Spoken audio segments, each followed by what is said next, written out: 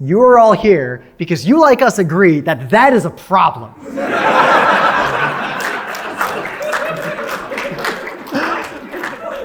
So either you're here because one of your friends told you you need to go, kind of like when a friend hands you a bar of soap and doesn't say anything, or you're here because you have friends that you are sick of playing games with like this. Right, and also we're here at a convention, right? We only got 3 days. For some reason, this con, despite being the most selling out PAX currently, right, is only 3 days and not 4 like the other ones. You gotta cram in as many games as you can. It would help if you left this panel. That would get you another hour of gaming, but playing faster will also get you more games in one weekend. So we have all been there. This is file footage of all of you at some point where, and I picked this image for a specific reason. You're gonna see it a lot in this panel. Marge is having a good time, and nobody else is. Because if everyone's having a good time, none of this is a problem. And we suspect you're here because you are not, in fact, having a good time. But there's a bigger warning here. Don't waste your life. If you're trapped in a 5-hour game of Twilight Imperium, you could spend 4 of those hours doing something more enjoyable, possibly. As fun as Twilight Imperium is it 4 more hours worth of fun? But also, we're going to give you some techniques. We're going to share some knowledge with you. And if you listen to what we say, you're going to become like us. We play games fast. Puerto Rico, that's a 40-minute game when we play it. Deep Sea Adventure, 5 minutes. 1846, The Race for the Midwest, that game takes about a half hour for us to play. Yeah, well, maybe depending on if it's digital or not. Yeah. But yeah, if you are like us playing games so quickly, you will have an equal problem finding people to play with as if you're a slow player, right? People often don't want to play games with us because we are too fast. Puff, puff, puff, go, go, go, and we'll pester them, right? And we'll be like, come on, get on with it. All right, this guy's too slow, forget the whole thing. So you gotta decide, are you really gonna become like us? You should, I guess. Or is that a dangerous path taking you even further away from the people you wanna play games with? Because once you go fast, you really can't go back. Like, it is interminable pain to play a game with slow people when you are fast. But we got to talk about time first. Usually only the Boston crowd knows what this is. Yeah, this is the old magic from the old internet. But the perception of time matters a lot in the context of this panel. Not all uses of time feel the same, nor are they the same. So in games, there are in fact 4 kinds of time wasting you can be doing. Analysis, busy work, decision-making, and waiting. So a lot of what we're going to talk about is going to rely on this idea of what are we doing with our time. Now, in a game, analysis is pretty straightforward. You're looking at the board, you're looking at your cards, you're thinking about the game, just generally. Your brain is engaged, you're probably not noticing how much time is passing because you're like in your brain thinking about, oh, should I play the heart or the spade? And what's Scott going to do on his turn? And how many cards do I have left? Right, someone who's analyzing the game isn't bored. They're playing, they're having a good time. And this is also largely an unavoidable activity. If you're doing a game and you're not doing any analysis during the game, stop playing Candyland, okay? You could play Candyland some other time. PAX Unplugged is not a good use, right? Come on. Now, you might think busy work is bad. But it really is an important part of tabletop gaming specifically. These are the rituals and the maintenance that you do in the course of the game. Setting up the board, shuffling cards, calculating dividends if you're playing a train game. We have a friend who used to bring a laptop with Excel on it to accelerate that process. All the rituals that you do, you're not making decisions. You're not like analyzing the game. You're following a procedure. You're doing the thing that in a video game, the video game does for you. And I think we all agree that's actually something we like about tabletop games. That's why we're all at Unplugged. Physically interacting, playing a trick-taking game with your trick-taking friends from Michigan and talking about Bowers. Like, that busy work gives you time to socialize. Like, it's not necessarily bad unless the game is badly designed. Right, it's sort of a Goldilocks situation, right? If there's too much busy work, like you make a decision in your game, you take a turn, and then there's like 20 minutes of moving stuff around that doesn't require any thought, that's a problem. But shuffling the cards, it's like, that's a necessary and wonderful ritual. Right, go ahead. And it feels good. You like that sound, that smell, that feeling. You ever play Mahjong, like with the table Tiles. and all the clicking and clacking? But then again, if you play a lot of Mahjong, you need an automatic table. Yeah. Cuts down the busy work. Or the poker chip. A good poker chip feels really nice. Now, decision making. Notice I didn't say execution. Because decision making includes execution. This is different from analysis. This is when you are making active decisions, making projections, or actually taking your turn. This is the most fun and most important part of gaming. This is why we're at the table. Any time spent doing this is great for the person making the decisions. And then this last bit. Just gotta take your turn. I am confident some of you will play an entire game of Marvel Snap waiting for someone else to take their turn today. Oh, no, haven't you heard the Pokemon Pocket's the new hotness? Where are you doing at your Marvel Snap? That's old hat. No, I'm playing Balatro. Okay. Whatever you... Right. Even if you're playing Game of the Year nominated deservedly a Balatro, right? You would still rather be playing the game that is on the table in front of you at PAX Unplugged, right? Yep. And not waiting for the other player to take their turn. So all three of these other areas have valid use cases in games, but this is just the valley of despair. This is never good in a game. This is the problem. This is why you're all in this room. So think about how you spend your time while you're playing a game, and that will help you understand if spending that time feels good and feels worth it. But the real thing we're going to focus on is, irrespective of how you're spending your time, the time itself. This concept you should internalize not just for games, but for your lives. The idea of a fun economy. The amount of fun you get from something divided by how much time it takes to achieve and unlock that fun is the economy of fun for that thing. Yeah, people, it's an easy concept, everyone, when it comes to money, right? Is this worth the amount of money it costs? I really want that thing. It's $1 million. Probably not worth it. I really want that thing. It's 5 cents. Give me 10. Right? It's like, I really enjoy playing this game. Well, how much do you enjoy it? Do you enjoy it enough to spend 5 hours on it? No. But do you enjoy it enough to spend 5 minutes on it? Yes. Right? The more time you're going to put into a game, the more fun it has to be to pay you back, right? If you're going to play a Twilight Imperium, is it 240 minutes of fun? Right? It has to be 480 minutes of fun. It has to be really fun for it to be worth it, right? But a game can just be a little bit of fun. Just a little, not the best game ever, right? But hey, it's only 2 minutes long. Okay, I'll play. Yeah. No big deal. It's like you eat a tiny little cookie. Yeah. So, Deep Sea Adventure, we're teaching everyone how to play the updated version of this right after this panel in the Mox Gaming Lounge. This game, 1 unit of fun. That's an objective scientific measure. This game is exactly 1 unit of fun. But it's pretty fun. But it's also really quick. It takes longer to set it up and teach it than it does to play it.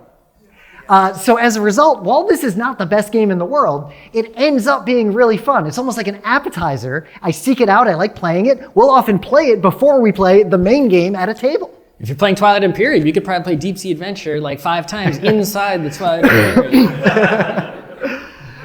Now, meanwhile, say you want to play a train game. You know, suspenders and beards. They added a whole train game section to PAX Unplugged for my railroad people. Yeah. If you know what these games are, you know. And if you don't, these games take forever.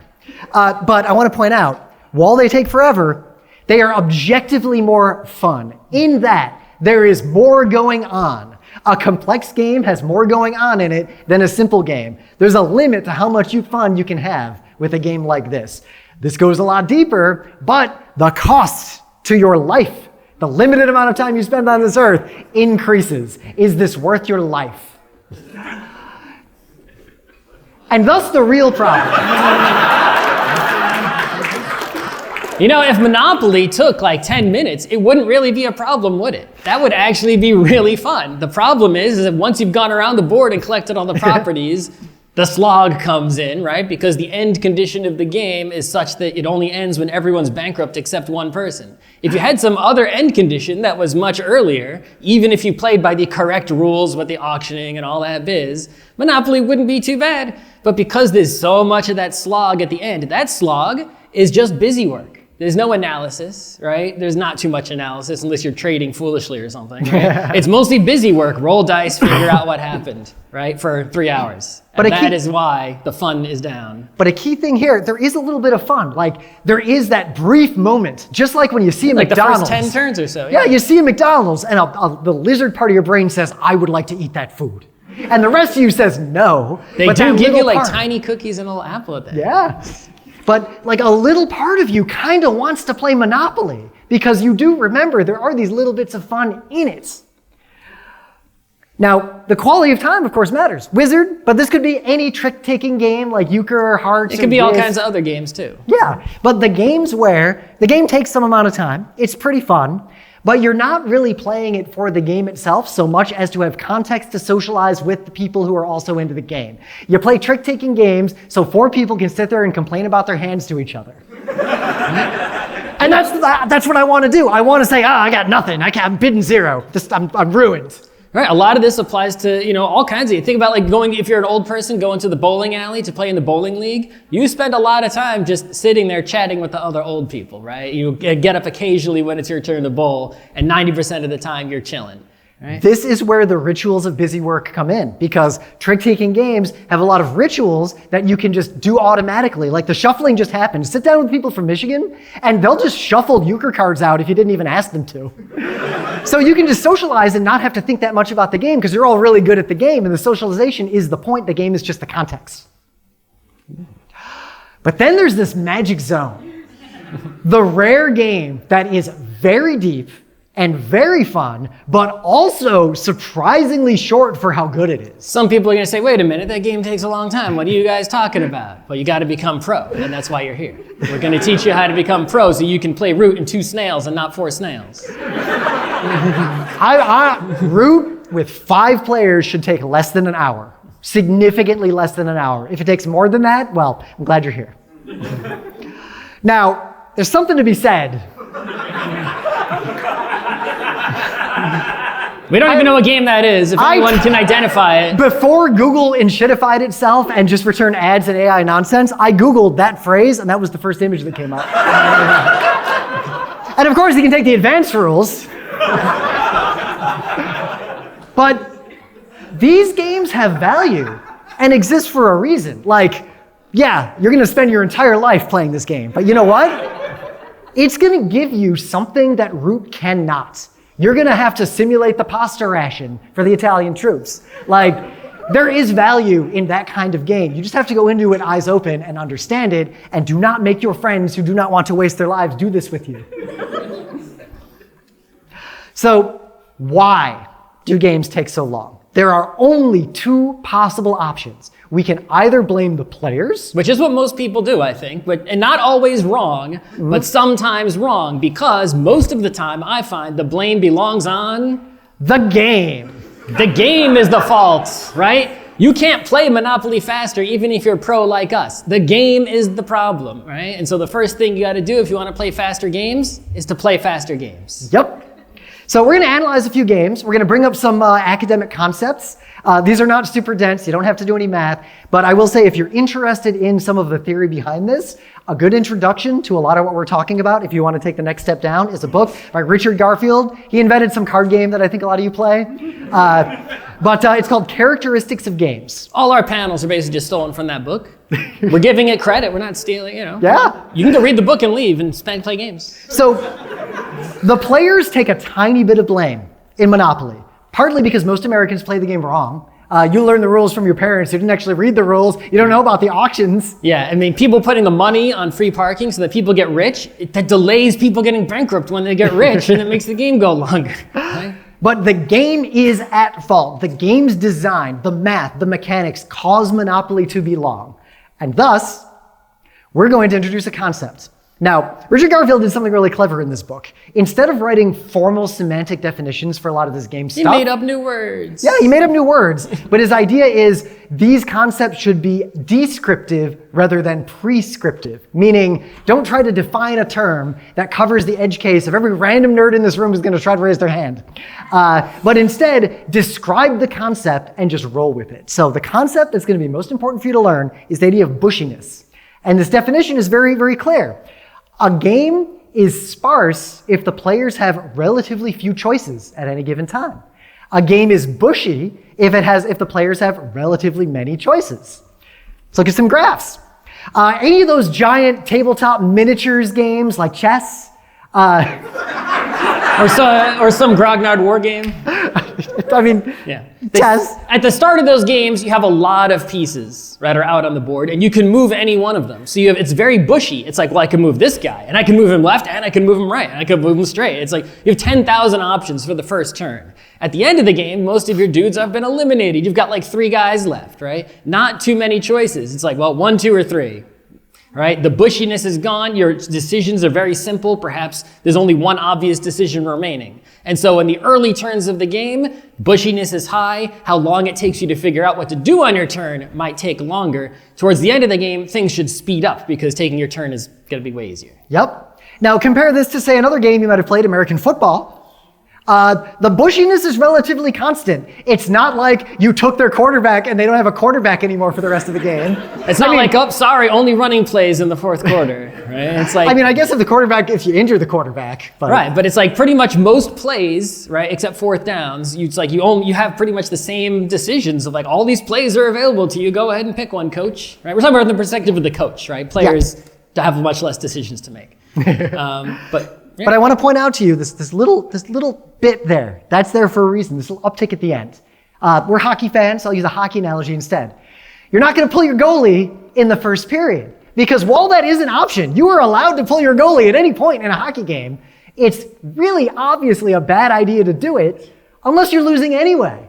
That's why at the end of the game, they might pull the goalie. In football, you might try the onside kick. The crazy things that aren't normally viable become viable when it's that or lose. You're desperate, you're behind, you might as well take the big risk. So the bushiness, the real bushiness, increases at the end of games like this. That is a very important concept. So that is exactly what happens in Monopoly. The bushiness hits 0 suddenly and catastrophically when 1 player or 2 players have all the resources. Once you're stuck just going around the board with nothing to do, you're just rolling dice till the game ends. There's nothing you can do to influence the situation. You make 0 decisions. I mean, you could make a trade, but like, why would you? It's not, right? If you're already in a position of strength, you're not going to make a trade that makes you weaker. Like, oh yeah, you can have Boardwalk and Park Place for Baltic. Sure, that's not going to happen.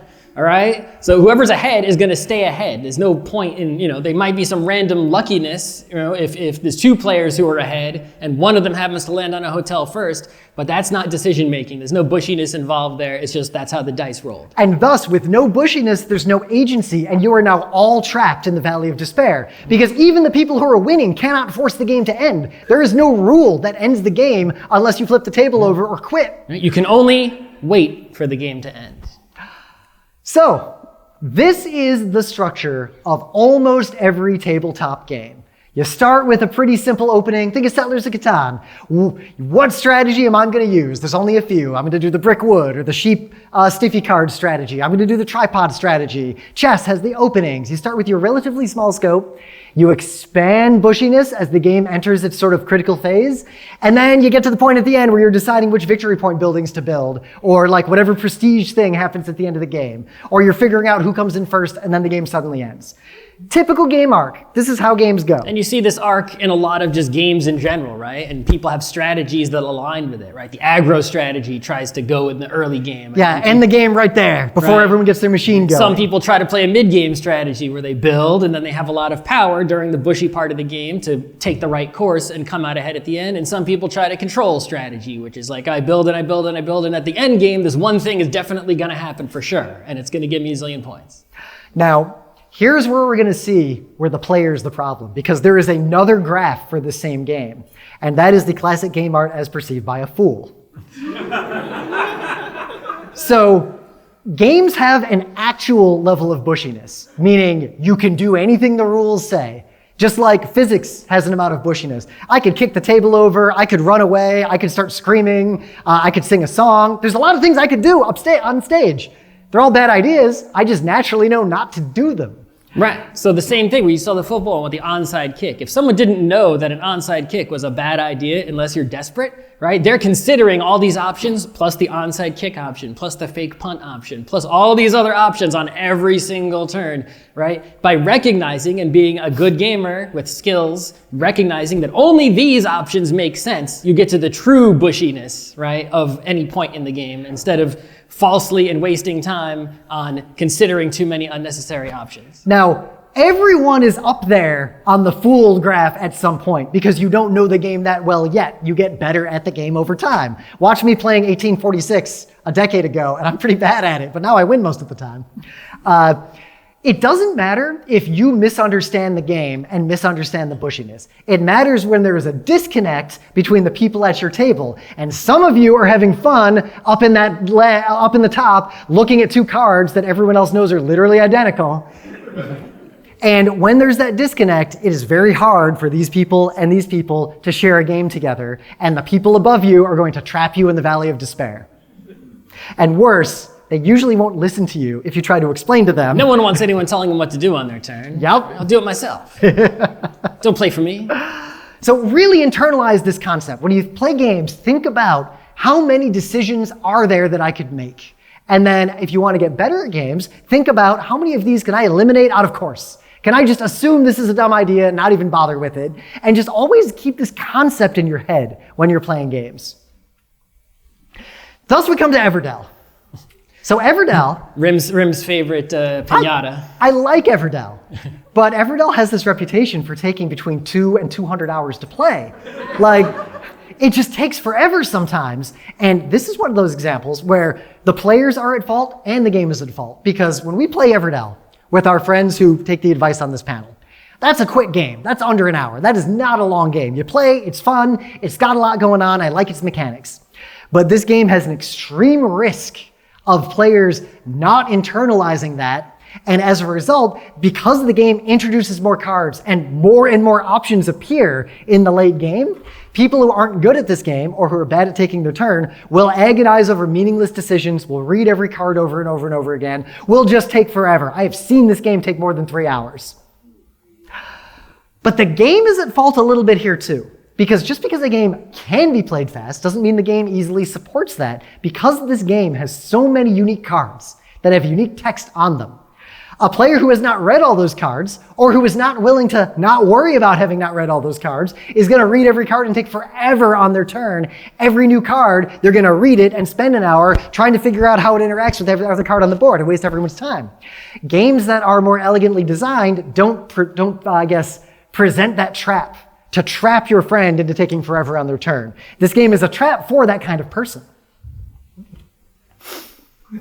Some games, the medium itself makes it take a long time, and that's acceptable. Battletech takes as long as it takes because you're rolling 2d6 1,000 times. Yep. Going back to the busy work we talked about early in the game. When you play Battletech, a lot of what's going on is busy work. You have to measure the distance between mechs, right? And you have to reference charts to see, are they in medium range, are they in long range? You have to roll dice and then look up on, if you haven't memorized the tables, you have to look up on the tables what the results are. Right? You can speed some of things up. There's some free tools online that will automate Battletech combat, which is really, really handy, especially if you're playing online. But that does take some of the charm away from, the drama of rolling dice and seeing that it was a headshot, right? So, it's up to you if you want to try to decrease the busy work and speed up Battletech. But for the most part, even if you do that, the game does take some time, right? It's a turn-based game. I move all my mechs. Well, you just wait and see what happens. You can't really do anything when it's someone else's turn, right? And the decisions, there is a lot of bushiness at all times. Any mech can move in pretty much any direction and fire or not fire any of its weapons, and can also do other moves like fire jump jets, land on somebody. You can charge into people, you can kick people, you can do all kinds of crazy stuff in this game at any point in time. Jump up in the air, land on their head. So many options available to you. So the game is just gonna take as long as it takes, no matter what you do. So some games where time is a resource, take as long as they're gonna take. You cannot blame the players of football for how long football takes, because football, the clock is a resource in the game to spend. You can't yell at someone for spending all their money in a video game or a board game. So you can't yell at a football team for taking a knee. That's part of the game. Those are the rules. If they have timeouts, they're allowed to use them, right? It's not like, we want the game to go faster, don't use your timeouts. It's like, the timeout is part of the rules of the game, and it's a resource to help me win. I'm gonna use it, you can't stop me, right? But in the end, the game is, and there's commercials, you can't do anything about those either. You gotta make money. Yep. But regardless, the game is gonna take as long as it takes. There's a clock on the game.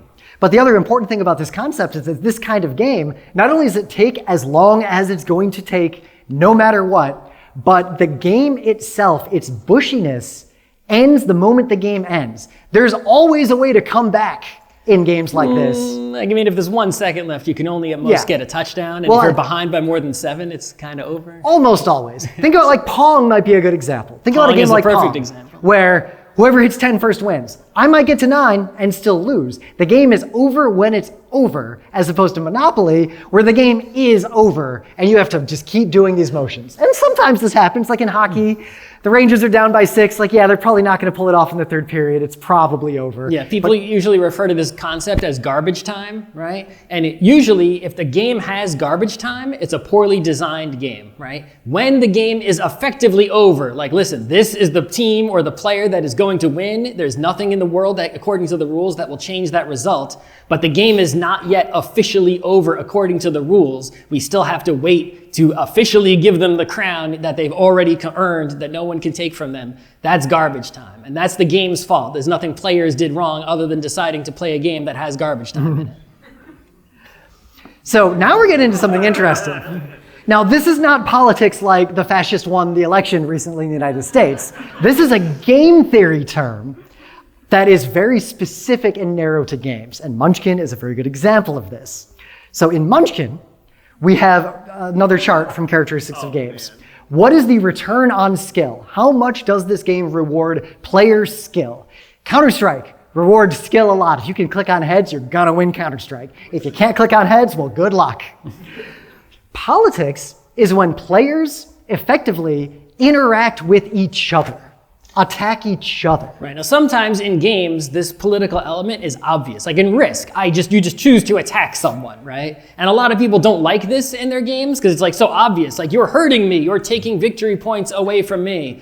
But it's like, if they score victory points, effectively, mathematically, that's the same thing as taking points away from you. -3 for me is the same as +3. If everyone else gets +3, why am I not upset? That's the same as -3. You get the idea. Yep. Regardless, people need to realize that in any game with more than 2 players or more than 2 teams, and it's not just a race, right, where no one interacts with each other, like a 100-meter dash, just a race, no one's interacting. If there's any interaction at all, and there's more than 2 teams or players, the game is political, period. End of story. There is going to be some element of voting who wins. Yep. Politics is just literally voting who wins. That's part of where this term came from. So and voting who wins means that skill matters less, and other people voting for you to win matters more. Case in point, when me and Scott play games with our friends, they all find it really funny to just vote that neither one of us win. Because, they're the guys on stage and they're so we're going to make sure they lose because it's really funny. And even if I have the best skills, if the game is political enough, I can't do anything about that. So back to Munchkin. Munchkin is basically completely random. Adding randomness to a political game reduces the return on skill in that game and makes the game purely political. In Munchkin, all you do is nothing until someone's about to win. And then on your turn, your choice is, do I stop them from winning or do I not stop them from winning? And thus the game literally just becomes vote who wins. Now, that pattern exists in a lot of games. If you recognize that pattern, then you need to do something important. You need to understand the mission. Your goal in Munchkin is not to win. Your goal in Munchkin is to make the game end. Because there is some fun to be had in that kind of game. Just don't let it overstay its welcome. Don't let it go around 100 times. Just let Scott win, and it's over. And you can play another game that's better. And in fact, if you want to explore this concept in Extreme and Terrifying Death, this is out of scope for this panel. Do they still have this in the I don't classic? know. We played this at the last PAX Unplugged. It's a VCR game that was in the classic area. All I will say about this game is it is objectively bad. But it is so objectively bad that and not Scott doesn't agree with me on this, I argue it is actually a very good game. I didn't play it. Yeah, because it teaches real Starfleet principles. And it will teach you a lot, like earnestly, you will viscerally feel what it's like to play slow games, and you will learn how to avoid them and how to end them. Some games, like 2038, Asteroid Tycoon, whatever, the space train game. It's a train game, it's just in space. Yeah. Some games don't let you plan before it's your turn. Like, you can't actually think. Imagine if you go to a fast food restaurant and you're not allowed to see the menu until you're right in front of the cash register. A lot of games have this problem, either because the game state changes so much between turns that nothing matters until everyone else is done, or the game reveals new information that you need to make decisions on your turn and not before. We played this game with pros only. It's a kind of game that only pros would even be, willing to sit down in front of, right? You can tell by the look of it. Pros only at a PAX late at night. We had plenty of time, and we still could not finish this game. Even though we were familiar with the rules, we studied them carefully. We were going as fast as we could. We were in a hurry to get out of there. We just couldn't, at least not with playing sincerely and trying to win. And it's because this nonsense game state changes so much that literally you might as well just leave until it's your turn, because nothing you see on the board is in any way irrelevant until your turn starts. Players have no way to avoid this. If a game is designed this way, it is a bad game, full stop. So, we all have that friend who sits there and they win the games a lot, but they sit there forever doing math in their head. Some of them pull out a little piece of paper, even though we don't allow that at our tables, and that kind of person, the micro-optimization. I mostly blame the players, because if you are going to do that in a game, that's fine. You need to do it quickly or you're being rude to everybody else.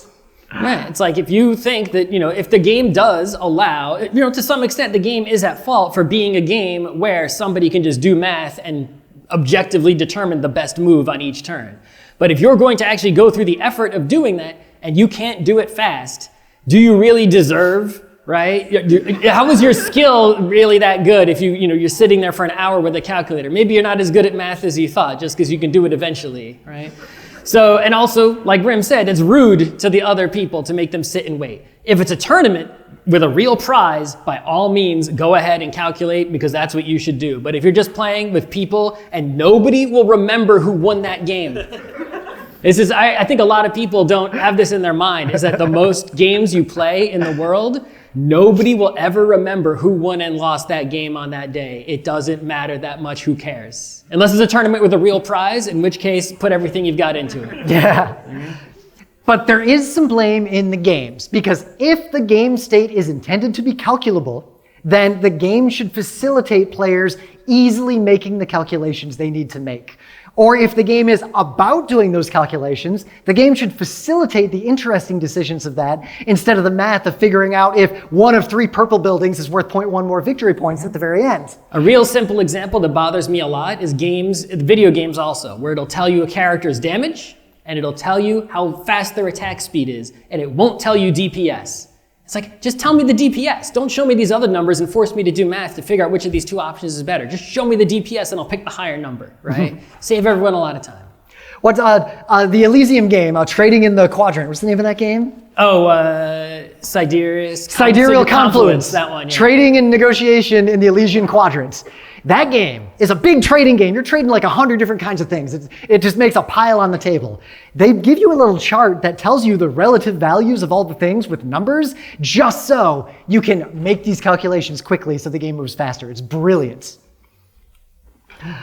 So everyone plays Settlers. Dune is just like the extreme example of this. And everyone just spends like an hour negotiating trades and then not actually trading with each other.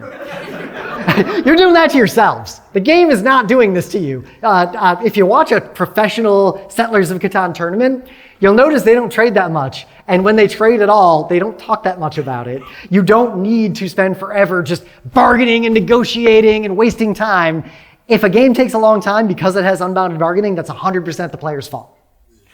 With a little bit of a tiny edge here in that well-designed games will bound bargaining with rules to make it more mechanical, to just facilitate it ending quickly or achieving an interesting outcome. There is a game, I don't know if it's still, or how many people are playing it, called Genoa, where you can basically trade anything for anything. Like literally any game piece that is in your inventory, you can trade with anyone else for any other game piece, but yet it doesn't get bogged down in unbounded bargaining, because the rules about what to trade and the obviousness about what's a good trade and what's a bad trade and what's useful to you and what's useful to someone else is really apparent to even new players. Mm-hmm. Asymmetric games bring a lot of fun to the table, tons of fun, but this is a really dicey situation. Now, the games themselves will take longer because of that asymmetry. Games like Vast and Root actually do have a serious waiting time while someone takes their super long turn and then the next person takes their super long turn. And because all the different players are playing basically from completely different rule books, that gets compounded by all the interactions. You get a multiplicative complexity. But the players are also at fault, Because a good reason why these games take so long is that not everyone at the table learned the entire game. If you're going to play Root, you need to learn Roots. If you're going to play Vast, you should learn Vast. If you're going to play Dune, you should know how all the different factions work. Now, some of this is unavoidable because a game that is asymmetric is going to have very complex rules, which limits how many people are actually going to read them and learn them. But this is why I put the blame pretty equally here. The games make it easy to take a long time. The games naturally will take a long time. But also, I don't think any of you have ever played one of these games where everyone at the table knew how all the mechanics worked. Now, Go, chess. We talked about time as a resource. The game takes as long as it takes. The chess clock is a resource. Chess is not just measuring, can you calculate the victory solution to chess? It's measuring how quickly can you do it. Can you do it faster than the other person? Yes, faster than me? Yes, you can. We are both terrible at chess. I'm even worse at Go. But a thing that would make games very interesting broadly, use chess clocks in games that aren't chess. Now, you have to agree on how much time that is, like a sand clock, things like that work. And you have to agree on penalties, like what if somebody goes over the clock? Or all kinds of, it doesn't work for every game either. Yeah, there's a lot of challenges to that, but it's a really good thing to think about because you will be playing a different game. Now that time is a resource, you basically added time to the rule book. So it is now actually a different game, but it might in fact be a better game.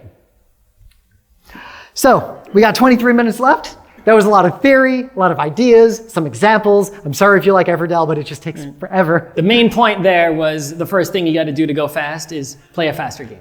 Mm-hmm. So now we're going to give you advice. This is how to go fast if you yourself think that you're slow.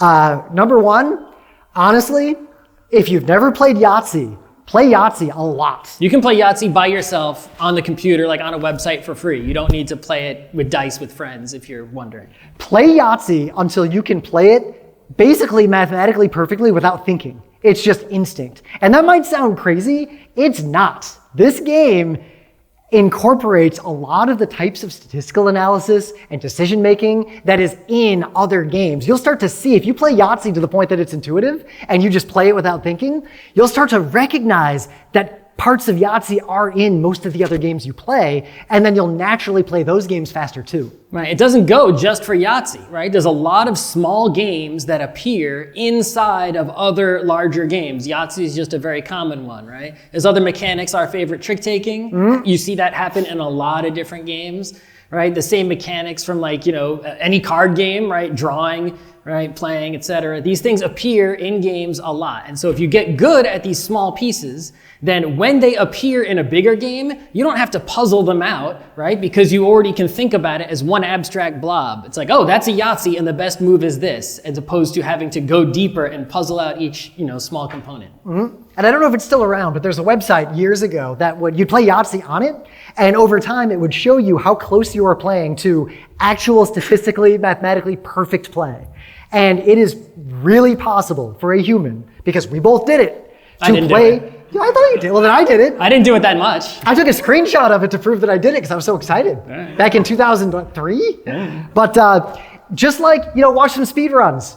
Those frame perfect tricks. There are people out there who will get 5 frame perfect tricks in a row. It's possible. You can be very fast at these micro games. Those of you who play Balatro, your friend who plays Balatro so fast you can't even see what they're doing. Do that with Yahtzee. A lot of things in games don't actually matter. And recognizing that is a skill. It's something that humans are actually naturally good at. But when we sit at tabletop games, a lot of us just forget and agonize over literally meaningless decisions. Did we keep the Hiroshima hex slide? I got rid of that because it takes too much time. Okay, so I want you to imagine a tic-tac-toe, and it's your turn in tic-tac-toe, you're going first, right? How many decisions are there? How many possible moves are there with 9 spaces? The answer is 3, because you can go in the corner, you can go in a side, or you can go in the middle. All the sides are the same, right? Is a symmetry in a tic-tac-toe board, right? So if you recognize that, you're now agonizing over only 3 possibilities and not 9. And so that's an obvious symmetry because you can just see it right there in front of your face. But a lot of games have these symmetries mathematically where it's oh, I can do this and I can do that. And they look like they're different, but they're actually the same. Why am I wasting time choosing between the two? Just pick one. Now, this is also how you'll find better games, because generally better games have fewer arbitrary decisions. They just kind of leave them out of the game, or those decisions end up being political and you have to make a judgment call instead. But you at least have to recognize when something doesn't matter. My favorite word, we say this word all the time in all our panels, heuristics. This is an example of the gaze heuristic. Really briefly, this is how human brains actually make decisions. You're not calculating the state of the world. Yet if I hucked this thing out there into the crowd at someone, very likely they would be able to catch it. Or at least smack it away from their face. Yeah, but without doing quadratic equations in their heads. And that is because humans have a natural instinct. If an object is thrown to us, we will lock our neck at an angle looking directly at the object, and we will move ourselves forward and backward. And if we do this, the object, if it has a ballistic trajectory, is guaranteed to hit us right in the face. But we do this naturally. Now, it's not perfect. If that object doesn't have a ballistic trajectory, now you're in deep shit. Or if you don't move fast enough, or if the angle of your head is wrong, right? But it's going to be close. It's going to be close enough for a game that no one will remember who won. Yep, it's a simple rule you can follow quickly in your own brain to make complex decisions that is more likely to be correct than incorrect. You had to be okay with this estimate that you know is pretty dang good and just go with it and get on with the game. There are two kinds of heuristics in games. You'll note, if any of you study artificial intelligence, it is the same two things that drive modern machine learning models. Positional heuristic is the first one. This is how you decide the state of the game. How do you understand the state of the game? Who is winning? Who is losing? And that might sound easy. Whoever has the most victory points, but... in some games, that is true. The person with the most victory points is winning right now. If you're in first place in Mario Kart, are you in first place? Or is there a blue shell, possibly? Is not the person in second place actually the one in first place most of the time? And it depends on the gap between them and how much. If someone's in first place by like a mile, they could even get hit by a blue shell and still be in first place. It's possible, right? Or the race could almost be over and there's no blue shell coming and that in first place really is first place. But you can use this general estimate, right, to figure out who's in what position. Yep. Settlers of Catan, to give a specific example. There are hard points. Buildings built, hard points, can't be taken away. You can use that to see who is winning. But also there's soft points. How close is someone to largest army? How close is someone to longest road? I would always think in my head, I've got 8 hard points, no soft points. Scott's got 7 hard points, 2 soft points, because I don't think I can catch up to him on largest army. And that is how I decide the urgency of my play and understand the state of the game. Someone looks like they're at 8 points, but I can see their hands full of resources. They can definitely build something on their turn. That's 9 points. Now, the more important one for playing fast is directional heuristics. Based on the state of the game as you understand it, how do you make a decision? A directional heuristic in an old video game like Shadowgate is, do I walk up the very sturdy looking bridge or the extremely not sturdy looking bridge surrounded by snakes? I might use a directional heuristic of, when in doubt, I go to the place that doesn't look like it's falling apart and isn't covered in snakes. That's good life advice, by the way. Or I could use the directional heuristic, I'm in a maze, always go left. Or always go right, hug the wall, whichever, no matter, don't worry about what it looks like, just hug one of the walls until you figure out the whole maze. Directional heuristics are extremely powerful. They are the most important thing you can do, not just to be fast at games, but to be good at games. Trick-taking games are a great example. Now, I have one question.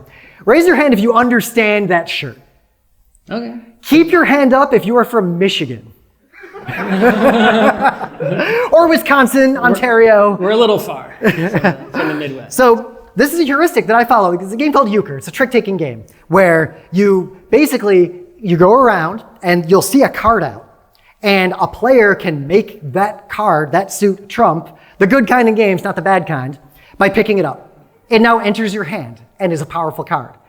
A heuristic I follow, Bowers are the most powerful cards in the game. The jacks are the highest in Euchre for stupid reasons I don't want to get into. But if I am playing Euchre and I see a Bower sitting there at the top, I always pick it up no matter what. Because regardless of anything else in the game, I've got one of the most powerful cards in my hand in a very short trick-taking game. 99% of the time, that's a good move. Is it always a good move? No. But if you sit there and think about, like, is this one of those rare times it's a bad move? You're going to waste everyone's time. Just pick it up. Come on.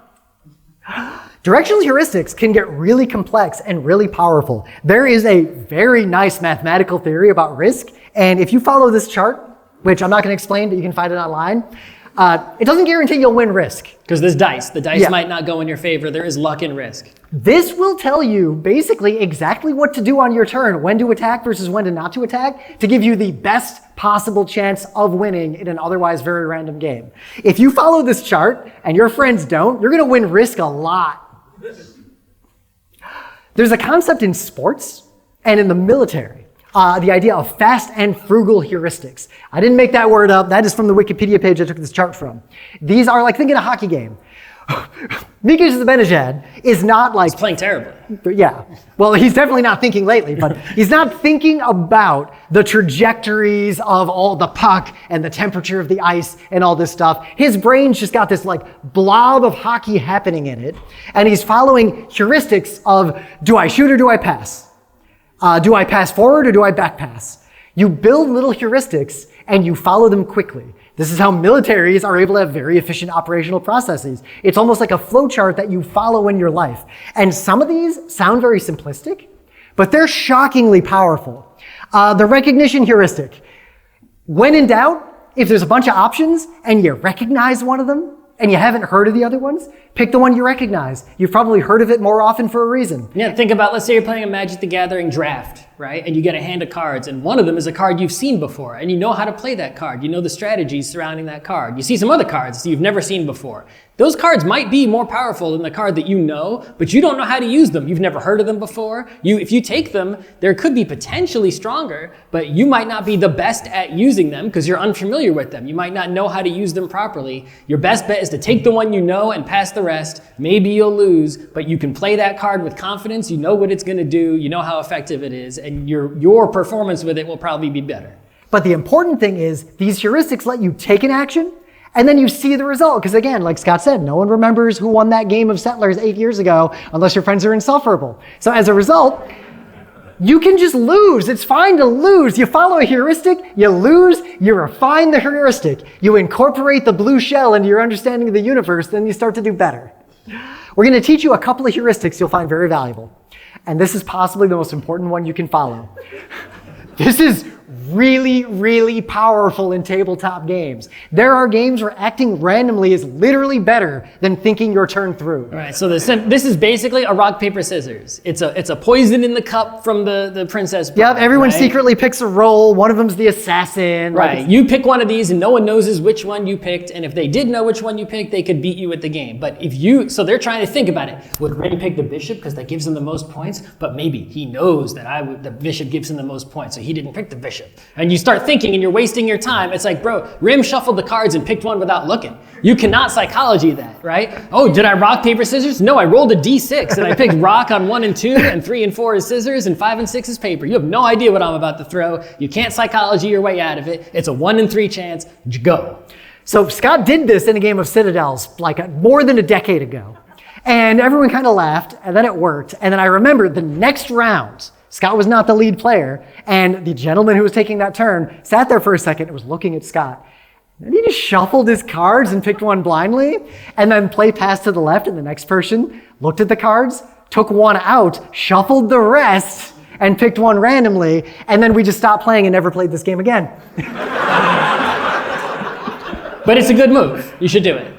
But especially think back to that recognizing arbitrary decisions. What if you're in a situation where you're not sure if something's arbitrary? Well, if you can't tell the difference between two options, give up. You clearly are missing something, or you're a genius and you found a symmetry. So in that case, act randomly because it literally doesn't matter. Either you're going to find out what you missed, or you're going to find out it really doesn't matter, and you're going to ruin a game for you and all your friends. And if you're playing fast, you're going to play more. You're going to play more, you're going to practice more, your skill is going to build more, and you're going to play faster and better in the next game that you'll have time to play because you finished the first game. Citadels is in the library. Check it out with your friends who didn't come to this panel. You should play this. Citadel's a great game. Play it. Yeah, but play with your friends who weren't in this panel and do this to them. So, this won't win you games reliably, but it'll get you in second place pretty reliably. Any game where you're playing in a clockwise circle, which is a lot of games. Yep. Games where the order changes, this isn't going to work. Clockwise games, this will work. Yep, watch some other player and just do the same strategy they're doing. I don't know, it's some engine building game and like that guy's just doing a bunch of wood and rocks specifically. do the same thing and try to build the same kind of machine you see that person building. Clearly, it's a kind of good idea. Someone else is doing it, it's a good idea. Yeah. But better yet, if the person to your left is doing it, you go before they do, because it's on most of the turns, it's clockwise. You're going to go first. So whatever it is that they're doing, you're going to do it first, and you're going to do it better than they do it. Right? And even better, if they are good at games, they will see what you're doing, and they're going to be really mad, and it's going to be really funny. Now, this isn't really a heuristic so much as life advice, and you have to actually learn how to play these games. I know most people hate reading the rules, and a lot of rules are at fault for being written poorly. We have another panel about that on YouTube. That is our most popular lecture ever. It's called Designing Game Rules. It is about the nature and design of writing rules for board games. But if you care about games and you want to play fast, you clearly care enough to come to PAX Unplugged. You should care enough that you would actually spend the time to read the rule book.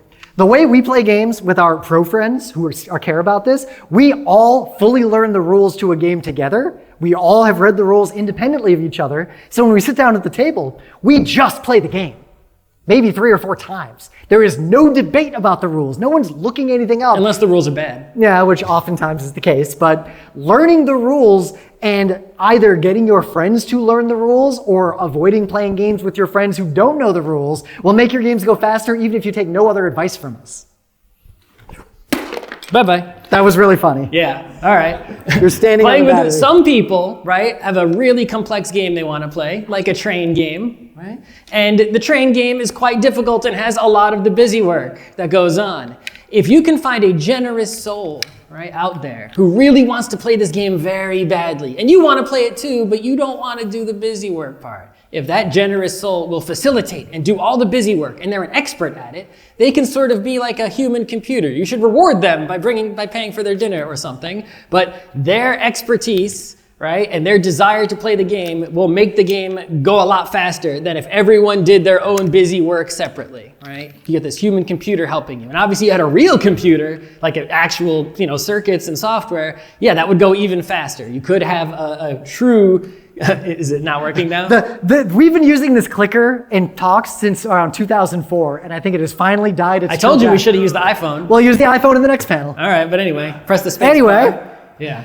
So you'll see, Goofus and Gallant here. Actually, they're both Gallants in this case. So the gentleman in red is clearly taking his turn. The gentleman in blue is looking at the board and thinking about what he's gonna do on his turn. He's not waiting, he's not looking at his phone. He is fully engaged with the game even though it's not his turn. That is one of the most important things you can do. That's why we really look down on games that don't give players the facility to do this. Right, if you're getting up and go to the bathroom, obviously you gotta do that, right? But if you're checking your phone, if you're taking a phone call, if you're going to get a drink, you didn't get it beforehand, it's like, did you even care about playing this game? If you don't care that much, why are you sitting here? Go away, we'll play without you, right? We wanna play fast, we wanna play more games, pay attention, and when it's not your turn, think about what you're gonna do when it is your turn. Now what I would say is, if you're gonna just look at your phone or wander away, you better win.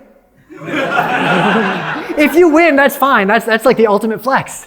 But also, as a total aside, I want to point out that card looks exactly like our friend Scott Johnson. That is from Wizard. That is the 2 of humans. So, a lot of you, this is something we've noticed in the tabletop world over the last decade, is the shift away from a hot new game comes out, and everyone plays it a bunch of times before they move on to the next game, to people kickstart a game, play it 0.5 times, and then never play it again. People collect 1 million games in their library. Which ones have you played? These 2, once each? Yep. That's it. If you want to get good at games, play a game to the point that you become an expert at it. Like, we played Puerto Rico one summer in college. We literally played the game of Puerto Rico, 3-player, 4 or 5 times a day. They had nothing else to do. For the entire summer. And you know what? We could knock out a game in like 20 minutes. We would stop a game midway through and agree, oh, Scott's going to win this one. Let's roll it back and try again. If you play a game, very few tabletop games will survive even 6 plays before players start to solve them, figure out where they're boring, figure out where the games break down. A game that survives more than 10 or 12 plays with serious it's basically people, a masterpiece. Yeah, I can name less than 5 games that are that good that I've ever played. So, I know a lot of you like to play Magic. Play more than 1 game. don't just play the same game forever. While we played Puerto Rico 5 times a day, we would also play El Grande at night.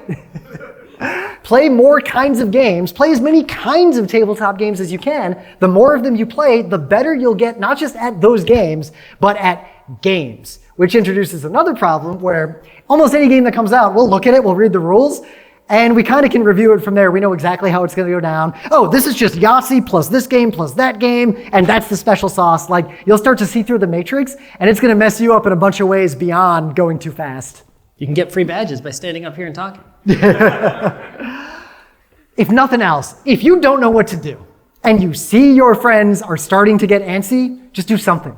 Because again, no one's going to remember who won. Do something. The faster you make a decision, the faster you're going to learn if it was a good one or not. Humans do not learn about the world except by bumping up against the results of their own decisions. The more decisions you make, the more you'll learn, the better you'll get. Mm-hmm. But if you are still playing with people who will not take their turn, and you cannot convince them to use a chess clock, then there's only really one option. There was an apocryphal tale. I think it was the people who made Settlers or whatever, or some German people. I think it was Klaus Teuber. I don't know. We don't know if this is true or not, but there was a rumor going around that there was some German gamers who would basically start chanting in German, like "Move or we will hit you." Like "Befehlten oder wir schlagen Sie." Right. But really, you want to do the Osterkon. So I would advise if there are people in your life who really just cannot take their turn, you can play games with them socially as you see fit, but find the people in your social circles or at PAX who will play games at the speed you want to play and play it with them. Because when you get bogged down, you start to lose sight of how sublime it feels to sit down at a table with 4 other people who all know the rules to a game that you know the rules to, and you just start playing it, and you play it to completion in under an hour, and then you all say, hey, you want to just play again? That is some of the greatest joy in gaming, and you're missing out on it. Or also, you could play a different game. That's real, you can buy that. Yeah. They know, and they do this to you anyway. Well, I want to end the panel by talking about a game that you've never heard of that's very hard to get a copy of, called Fast Food Franchise. If you see this game, get it. This is Monopoly. It has, I'm going to use a phrase you're all going to hate. You know when you go to a restaurant and a food critic's like, oh, I like the mouthfeel of this wine. This has the same brain feel as Monopoly. It's a weird word, but it feels like all the good parts you like about Monopoly, but at the very moment it would become tedious and turn into Monopoly, it ends suddenly and catastrophically. So you get to enjoy every good part of Monopoly and then end. It's kind of amazing. I wish this game would get reprinted at some point.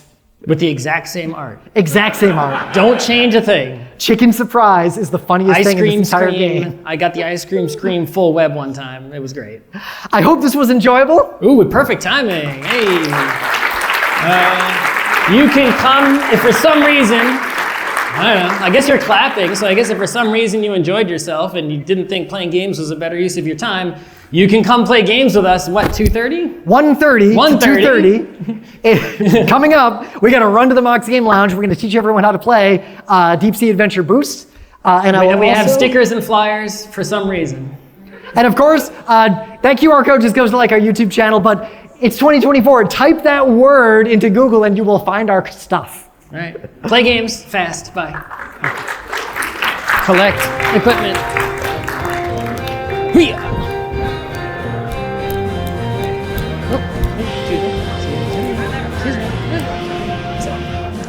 Gotta get the camera. How do you get so fast? I'm fast. I'm from New York. Let's go. I gotta get my camera and get out of here.